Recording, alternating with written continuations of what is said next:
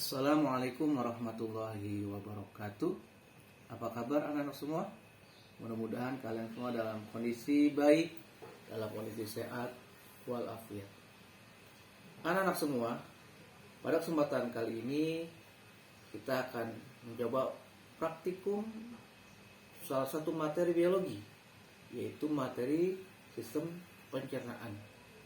Dan untuk lebih detailnya yaitu materi tentang uji makanan. Umumnya dalam materi uji makanan ada 4 yang biasa kita pelajari, yaitu yang pertama uji Lugol, yang kedua uji Biuret, yang ketiga uji Benedict, yang keempat uji lemak. Namun untuk kesempatan kali ini kita hanya akan mencoba melakukan praktikum uji Lugol. Apa itu uji Lugol? Uji Lugol adalah uji makanan untuk mengetahui adanya amilum di dalam makanan atau minuman yang kita konsumsi. Apa itu amilum? Amilum adalah karbohidrat kompleks. Karbohidrat kompleks yang terdapat di dalam makanan. Nah, jadi amilum ini termasuk ke dalam karbohidrat. Nah, karena termasuk karbohidrat, maka amilum menjadi sumber energi untuk kita. Nah, sehingga sangat penting bagi kita mengetahui adanya amilum di dalam makanan yang kita konsumsi. Nah, makanan-makanan apa saja yang ada amilumnya? Nah, kita bisa mengetahuinya dari uji Lugol ini. Mari kita praktekkan. Untuk uji Lugol ini, alat dan bahan yang akan kita gunakan yang pertama adalah tabung reaksi, ya. Tabung reaksi ini yang pertama. Yang kedua yaitu adalah batang pengaduk, ya. Nah, ini adalah untuk alatnya, ya. Kemudian rak tabung reaksi, ya. Nah, kemudian untuk bahannya, sini kita mengetahui makanan yang mungkin mengandung amilum atau tidak, ya. Di sini sampel yang digunakan jeruk,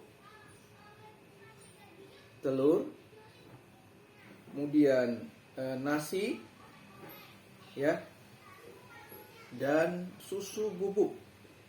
Nah, terakhir ada air putih, ya. Nah, untuk mengetahui uji amilum atau Lugol, nah, reagen yang kita gunakan biasanya Lugol. Namun untuk kali ini pengganti Lugolnya adalah betadin.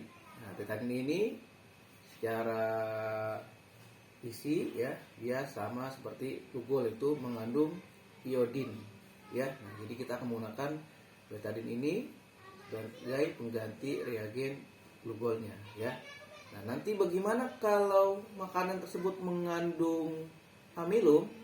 Nah, ketika makanan mengandung amilum, ketika ditetesi dengan cairan betadin atau pengganti reagen Lugol, dia akan berubah menjadi berwarna biru kehitaman. Nah, jadi betadin ini kan asal warnanya adalah kuning kecoklatan, ya, kuning kecoklatan.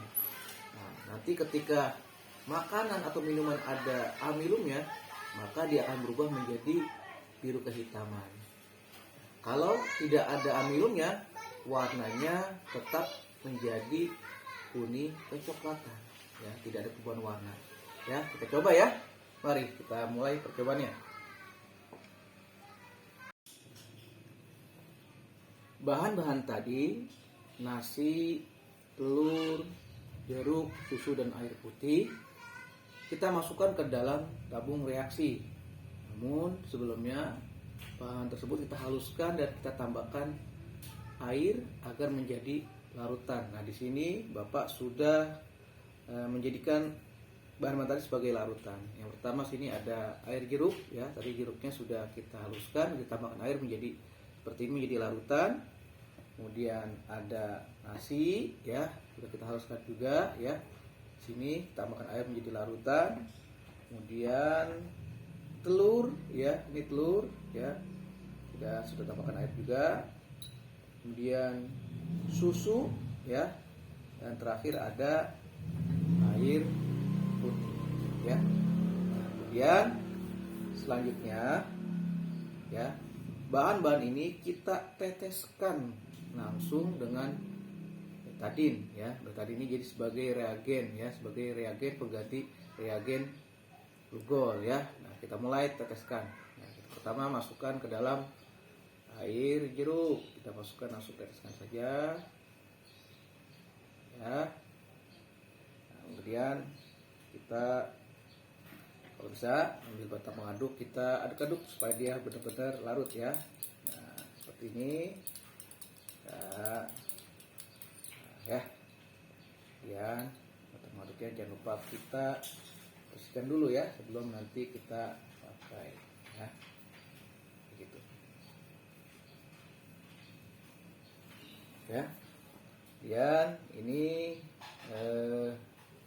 nasi ya, kita teskan tuh, kita kocok-kocok juga boleh, nggak apa-apa tuh ya. Kemudian telur ya, dan telur kayaknya harus perlu kita aduk ya, aduk ini ya, biar dia larut benar cairan glukosnya ya. Ya, kita bersihkan dulu ya. Kemudian susu ya, teteskan juga ya, dikocok ya. Yang terakhir air putih yang biasa kita minum.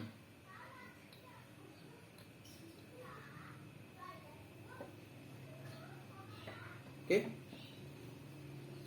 Baik anak sekalian, di sini bisa kalian perhatikan ya, kelima bahan tadi setelah kita teteskan dengan betadin atau glukol ya, apa yang terjadi? Yang pertama ini tadi air jeruk. Nah, perhatikan air jeruk ya, warnanya dia kecoklatan ya, kuning kecoklatan ya. Telur juga sama ya, agak kuning ya, agak kuning.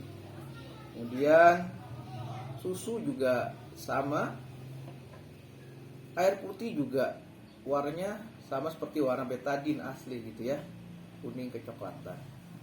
Namun yang berbeda apa? Yaitu nasi.